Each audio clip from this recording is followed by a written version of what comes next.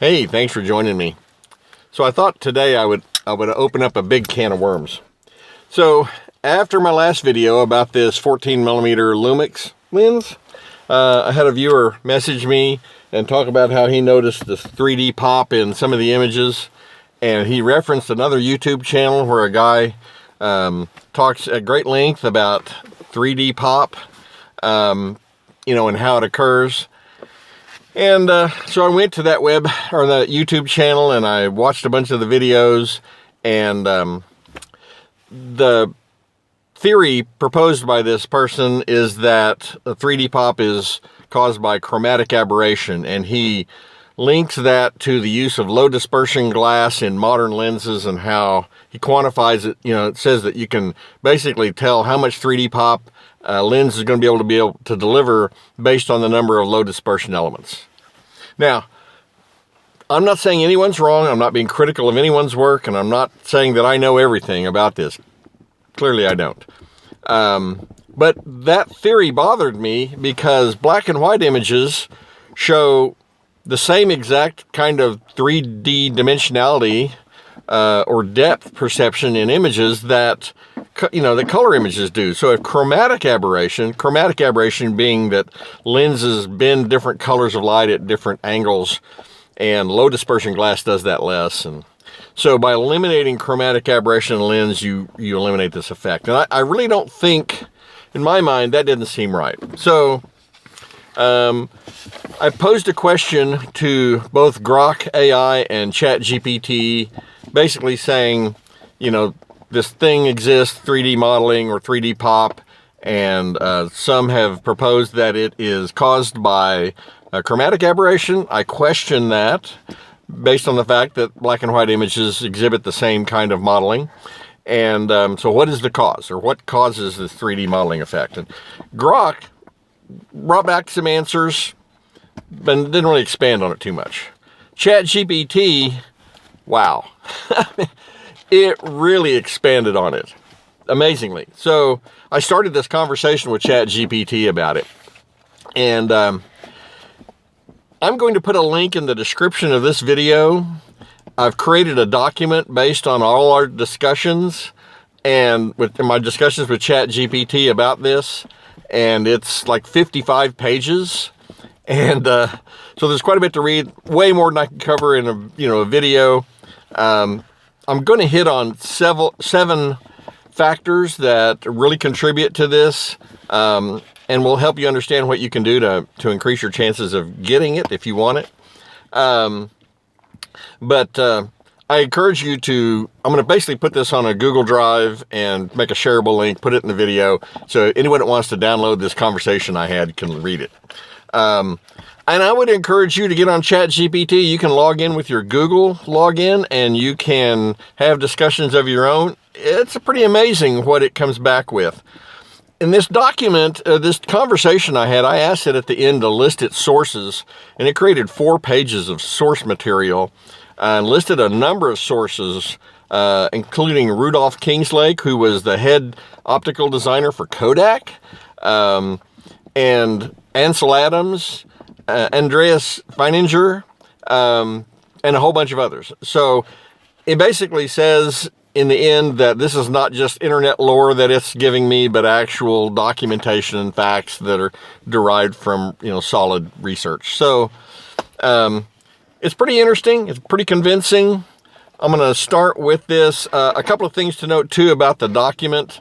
Number one is ChatGPT remembers past conversations, and I previously had a conversation with it about this 1938 Rolleiflex Automat 2, and it remembered that, and it tried to weave the Rolleiflex and its progression into the discussion, and I let it do that because the Rolleiflex in a lot of ways mirrors conventional optics progression, going from uncoated lenses to coated lenses to, the simple Tessar designs to the planars. Later on, I asked it to expand on other types of lenses that might have this 3D modeling effect, and I get it out of that Rolleiflex thing. The other thing is I mentioned in part of it, and you'll see all my comments in this document are in red, but I mentioned that I have what's called exotropia. So when I was born, young, my right eye was 70 degrees out of line with my left, way off.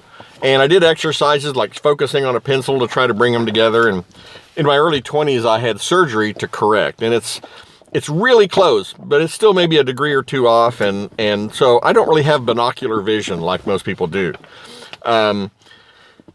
So the way I see depth, and I'm able to perceive depth really as well as anybody, is not based on that binocular vision. But what I found out in this research with ChatGPT is your binocular vision, your stereoscopic vision, only works to about 20 or 30 feet.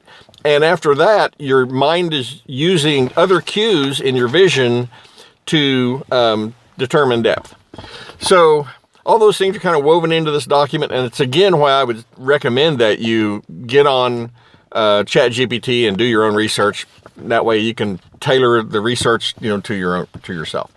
Okay, so let's start with the 7 factors. I've got these 7 factors written down. They're kind of complex. No way I could memorize them.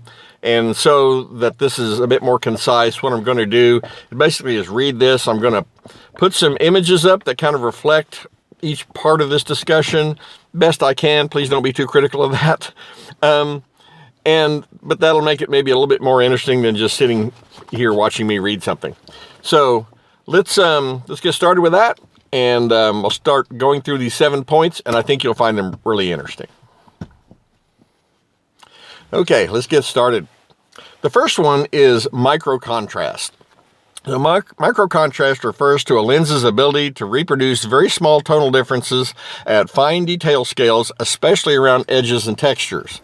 2 lenses may resolve the same number of line pairs in a test and have similar sharpness, but one of them with higher microcontrast which produces steeper tonal transitions between light and dark may have this 3D effect much more strongly. Our visual system interprets these steeper transitions as depth cues because that's how real-world objects behave under directional lighting. So 3D pop is visible in black and white images.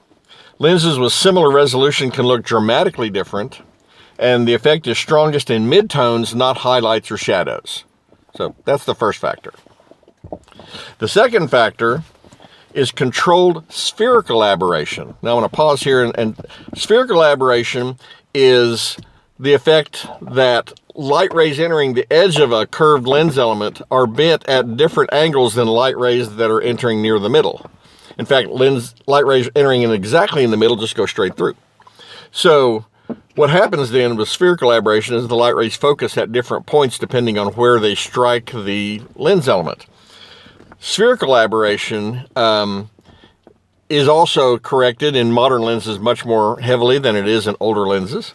But spherical aberration, or what they're calling here, is controlled spherical aberration, not zero, but in other words, don't let it go wild, don't wipe it out completely, but a controlled amount of spherical aberration. Lenses that do this exhibit this 3D modeling effect. Slight over or under correction of the spherical aberration can increase edge contrast in the plane of focus, create a smoother, more gradual blur transition in front of and behind that plane. This causes the subject to optically separate from the background even at moderate apertures. Importantly, the in-focus plane looks crisp. The defocus transitions are smooth and not abrupt. Classic examples of lenses that do this are the Zeiss Planar, the Leica Summicron and Summilux, and some older Tessar and Sonar designs. Modern lenses often eliminate this spherical aberration deliberately, which can make images look clinically flat, and despite being very sharp. So that's number 2. Okay, let's go to number 3. Number 3 is depth gradient and blur transition behavior. This is often confused with bokeh, but it's different. What matters is how quickly and how smoothly focus falls off, not just how blurry the background is. Lenses that produce strong depth perception tend to maintain high contrast in the focal plane, transition to blur smoothly but decisively, and avoid nervous or double line blur near the focus boundary. This creates a depth gradient the brain reads as 3-dimensional structure. Okay, number 4, field curvature aligned with subject geometry. Field curvature is often labeled as a defect. but in practice it can enhance depth. Understand that older lens designs, the Sonar is one, are known for having more field curvature. The Tessar has more field curvature. So when a lens curved focus field happens to match the shape of the subject, such as faces, torsos, or architectural elements, the subject stays crisp while the background falls away more quickly. This subtly increases subject isolation without shallow depth of field. Many 3D lenses have gentle, predictable field curvature rather than a perfectly flat field. Okay, number 5. Color has little to do with it, but tonal separation does. What does matter is tonal separation in midtones, clean edge transitions, absence of veiling flare. This is why lenses with excellent coatings and internal baffling often appear to have more depth. They preserve subtle tonal differences that cheap lenses wash out. Single-coated lenses are at the sweet spot. Multi-coating can reduce subtle tonal gradients. And it's discussed a little later in this document that I have. It talks about lens coatings. I ask about it. So older single-coated lenses, maybe those made up until the 60s that are single-coated, actually are at the sweet spot for, this 3D effect. Okay, so those first 5 factors are all basically related to the lens.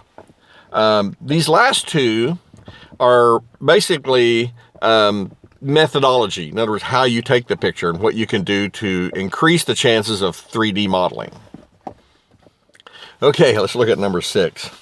Lighting and subject geometry amplify the effect. Even the right lens won't show any 3D modeling if your lighting is flat, if the subject lacks shape or texture, and if your background is too similar in tone and texture to the subject. So, good 3D modeling is achieved with lighting that enhances texture and edge contrast. So what that means is side lighting. Basically, if the camera's at 0 degrees, subject's in the middle, 30 to 60 degrees, from the side is where you're going to get your best modeling. That creates the most texture in the subject, the most edge contrast. Also, slight backlighting, more on the 60 degree side. Maybe even a little further around than that. 90 degrees would be directly from the side, maybe a little past that even, can still produce good, good modeling. But definitely the light's got to be from the side. You can't front light something or flat light something and get that dimensionality. So, slight backlight or best is strong side light. That's how you're going to get the best lighting effect for 3D modeling. Number 7 is distance ratios matter more than aperture. So your depth perception in an image increases when the subject to background distance is large, the subject to camera distance is moderate, and then even at like f8, you'll see good dimensionality if your subject is 5 to 10 times closer than the background. So subject's a lot closer than the background, and the background has tonal structure. In other words, it's not just a total blur or mush. It's got some detail in it. In other words, you still preserved enough detail in the background that the sharp foreground really contrasts with it. So those are the seven factors.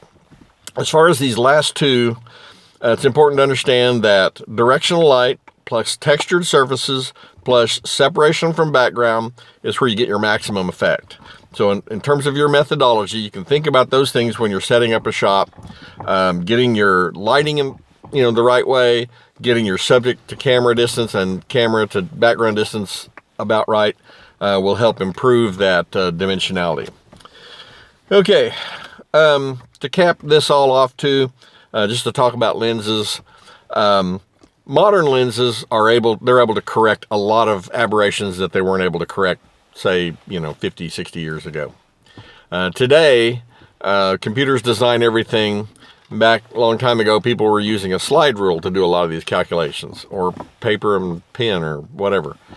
So I think one of the things that older lens designers understood is that they had to give up some image quality or sharpness to keep the nature or the soul of the lens alive. In other words, if they understood if you overcorrected things that you got an image that didn't have as much life to it, it was flat. And so that's why lens designs like the sonar is a good example. It's got quite a bit of field curvature. And from a technical perspective, yeah, maybe that's a problem. But when you start looking at the images from a Zeiss sonar or even one of the less expensive Jupiter 8s, wow. I mean, they create beautiful images and beautifully sharp in the center. You know, edges, you know, do fall off, but they have that great dimensionality that you like.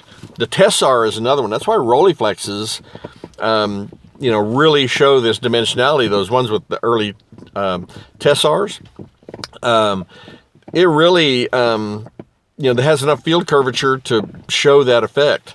Interestingly, in this document I have, a little later in the document, I ask it the differences between Tessars and Xanars, and it kind of goes into the differences in terms of design philosophy. And while the Xanar is a Tessar, you know, copy more or less, the Schneider engineers approached it with a different design philosophy and produced a little bit different lens.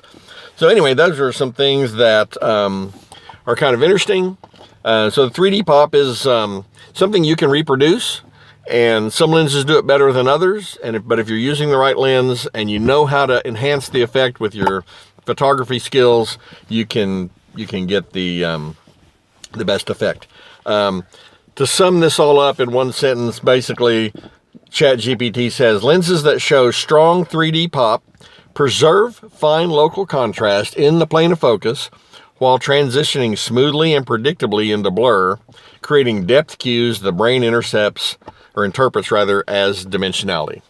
So, that's the 7 factors. I, again, would encourage you to get on ChatGPT and do some research on your own.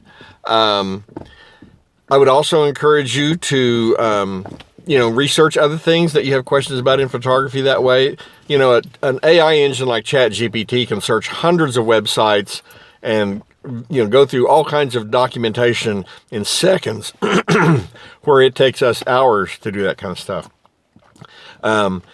Please do go in the description, click on the link, download the document. Let me know if you have any trouble downloading it.